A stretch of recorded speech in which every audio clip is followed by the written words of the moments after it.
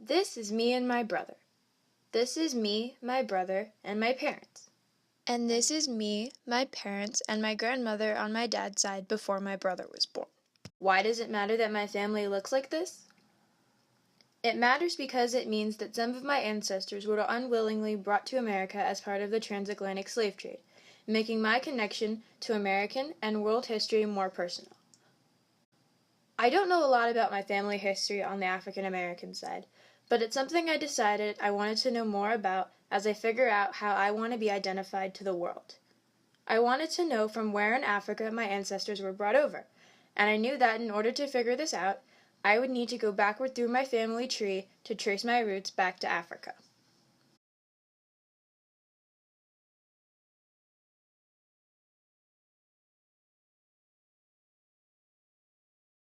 To get me started on the right path and find out names of people I could research, I went and interviewed the most knowledgeable connection to the African American side of my family, my grandmother. I was born in Washington, North Carolina. They call it Little Washington because of Washington, D.C. Most of the people refer to it as Little Washington in North Carolina in Greene County. My mother was H. Lee Monk Rouse, and my father was Willie Rouse. And they mostly, I know they grew up in North Carolina. They were born in North Carolina. Okay. Now, my grandparents, from what I understand, my maternal grandfather name was Jesse Monk, and my maternal grandmother's name was Nettie Monk. I don't know what she was before she married Monk. I can't remember that. And my paternal grandmother, I never knew. I knew my paternal grandfather, and his name was Willie Rouse, because my father was Willie Rouse Jr., and so his father was Willie Rouse. But I never knew his wife. We worked on several farms that I can recall, but one that I remember more vividly than the others is the one called Hooker Farm. And this farm was in Greene County as well, North Carolina. And we raised we raised our own chickens. We farmed tobacco, corn, picked cotton, and those were the major products that we farmed. We did this during the time for the crops to grow, and different periods of the year you did tobacco. Basically, we gathered that in the summertime, and we picked cotton during the season when the cotton was ready to be picked, and those were the two major things, and the corn, so that we grew. On the farm, we worked as sharecroppers. Half of and what that means is half of the produce would go to the owner, and the other half would go to the workers. And the owner would basically he provided the land, the fertilizer, and all of that, because you had to pay all of that to utilize to grow the farm crops. But we had to do the work. And when it was time to do the tobacco, we had to do work early in the mornings. You got a 30-minute break you got a 15-minute break, and then you got an hour for lunch, and then you had to go right back to work again. And it was hard work. My grandmother gave me names and places that could be useful, but I didn't know how to use the information that I'd been given. So, I took a little field trip to the National Museum of African American History and Culture, also known as NAMAC. Before starting my research, I wanted to see how my family fit into the larger picture, so I went through the exhibition galleries.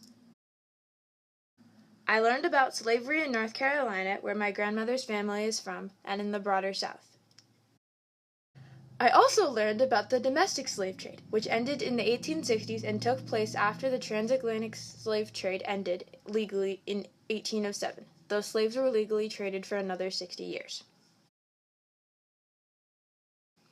Another thing I learned more about was sharecropping, a form of farming in which former slaves would rent land and equipment from white landowners, farm on the land, and give a share of the crops to the landowners.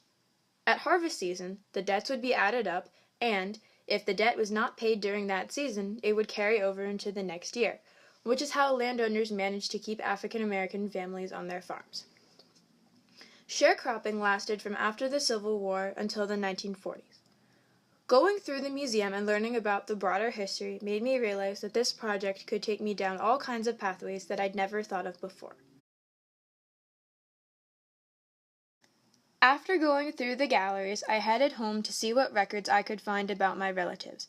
I found many records, but I was still clueless about how I could use them.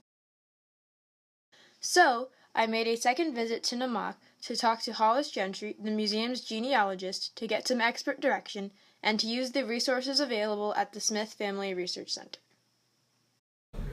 You typically are looking for vital records, which are birth, marriage, and death records.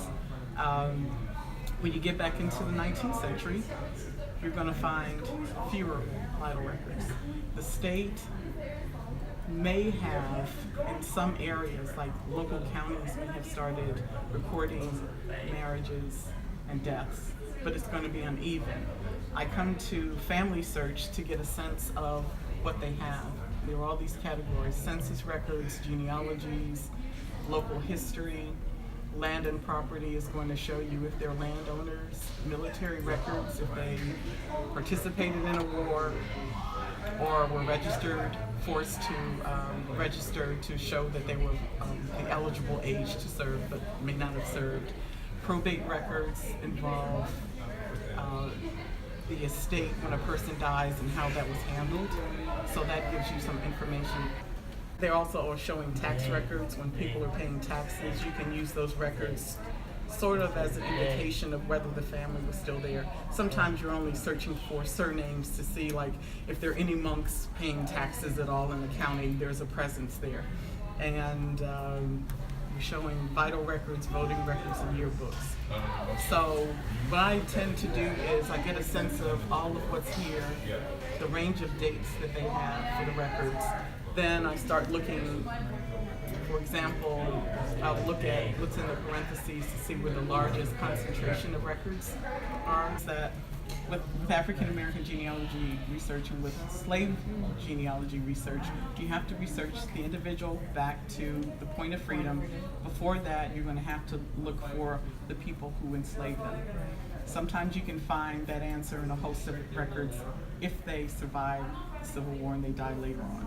If he had military service during the Civil War, he's sort of old enough to have served and if he applied for a pension, he may have provided a testimony about his life, where he enlisted, if he was enslaved, that sort of thing.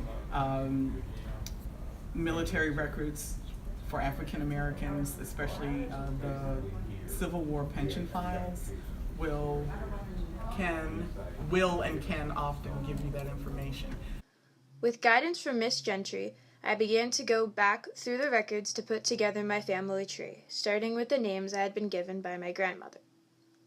On the paternal side of my grandmother's family, I only got as far back as Willie Rouse, my great-great-grandfather. I did find a captain of an English slave ship who landed in the Carolinas in 1721 named Peter Rouse, but I couldn't find a connection between the two. On the maternal side, however, my research got me a lot further.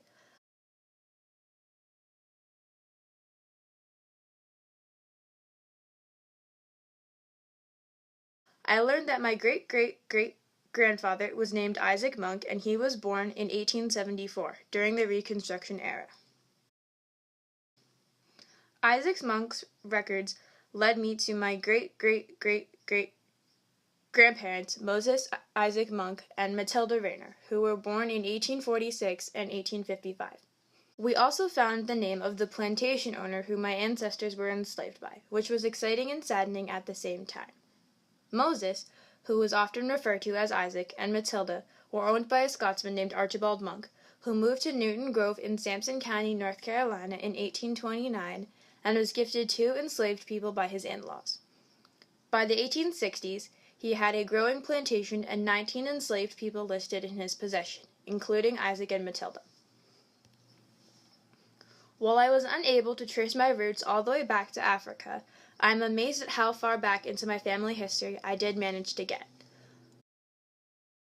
While visiting the exhibits at the National Museum of African American History and Culture, I learned the African countries that enslaved people brought to the Carolinas were from.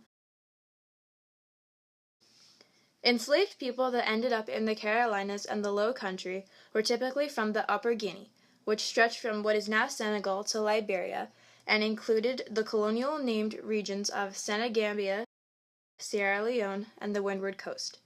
Plantation owners used people from these countries because of their cultivation skills, especially of rice. It took a lot of research to get me this far, and my only regret is that it took this long for me to go on this journey through my family history. Now that you've seen my journey, I hope it makes you wonder about your own family history and start tracing your own roots as well.